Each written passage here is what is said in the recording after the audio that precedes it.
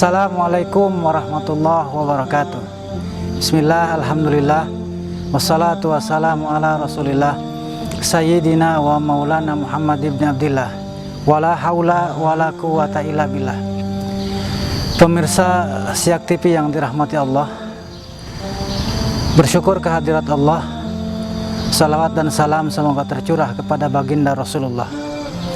Pada pertemuan kali ini saya akan menyampaikan 3 martabat puasa yang tentu saja kita harus berupaya untuk meningkatkan dari tahun ke tahun martabat puasa yang telah kita capai.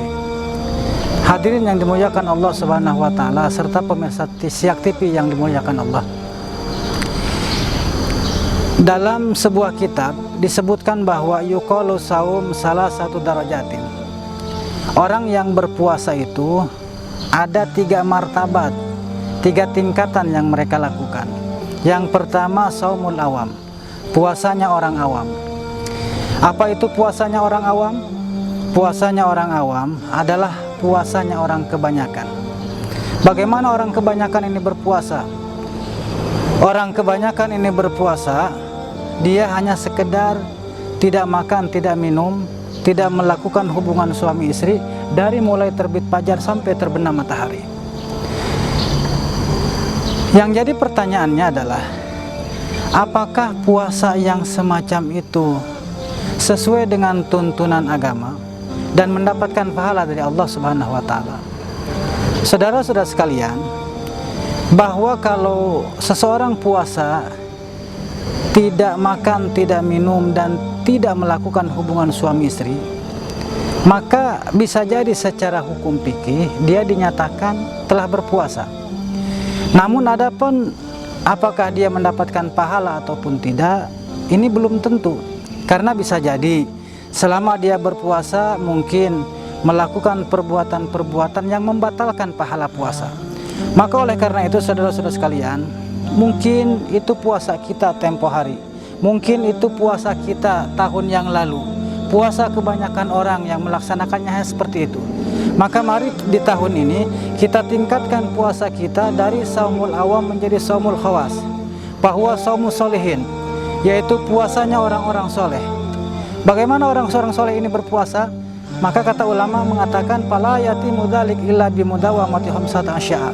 Orang soleh itu tidak akan berpuasa kecuali yang 5 perkara diamalkan. Yang pertama ghadul basar an kulli ma yadhumu syar'an. Dia akan jaga pandangannya dari melihat hal-hal yang dilarang oleh hukum syariat agama. Kemudian yang kedua hifdzul lisan, menjaga lisannya dari ghibah, dari namimah, dari bersumpah palsu, dari berkata-kata dusta. Kemudian kaful udhun an istimai kulli makruhin, dia menjaga telinganya dari mendengarkan hal-hal yang tidak diperkenankan oleh hukum syariat agama. Kemudian yang keempat, dia tidak mempergunakan anggota tubuhnya untuk melakukan perbuatan-perbuatan yang tidak disenangi oleh hukum syariat agama. Tangan tidak merabaknya, kaki tidak melangkahkan ke arahnya, dan seterusnya dan seterusnya. Dan yang terakhir hadirin yang mulia, orang soleh tidak berpuasa dan dia tidak melaksanakan selama berpuasa fala yaksiru. Dia tidak terlalu banyak makan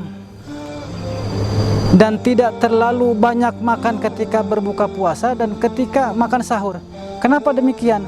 Kalau seseorang selama berpuasa dia tetap banyak makan ketika berbuka puasa, dia tetap banyak makan ketika makan sahur, maka sepertinya puasa yang semacam itu hanya puasa dendam saja.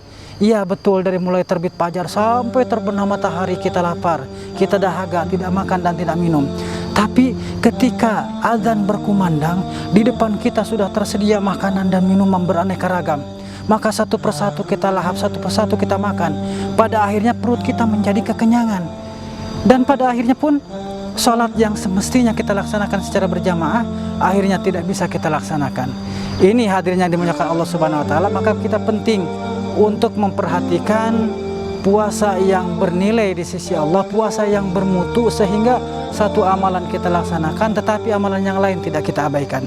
Oleh karena itu hadirin yang mulia, puasanya orang soleh ini harus menjadi target kita di tahun ini, agar kita mendapatkan ridho Allah Subhanahu wa taala, gugur puasa kita dan juga mendapatkan pahala yang dijanjikan oleh Allah Subhanahu wa taala. Kemudian yang terakhir yaitu puasanya para nabi, para rasul, para syuhada dan solehin. Tentu ini puasa yang agak sulit untuk kita capai, tetapi tentu saja ini harus dijelaskan supaya kita tahu betapa orang-orang dahulu itu, para nabi, para rasul, para sahabat juga dapat melaksanakan puasa, di mana tidak hanya sekedar lisannya berpuasa, tidak hanya mulutnya berpuasa, tidak hanya perutnya berpuasa, bahkan hatinya dari memikirkan perkara-perkara dunia dia puasakan. Semata-mata di bulan Ramadan ini hanya ingat kepada Allah Subhanahu wa taala, hanya taqarrub kepada Allah Subhanahu wa taala, karena bulan puasa, bulan Ramadan adalah bulan di mana kita berpesta pora dalam melaksanakan amalan-amalan ibadah.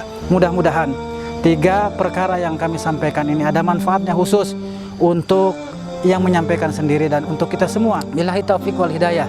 Wassalamualaikum warahmatullahi wabarakatuh.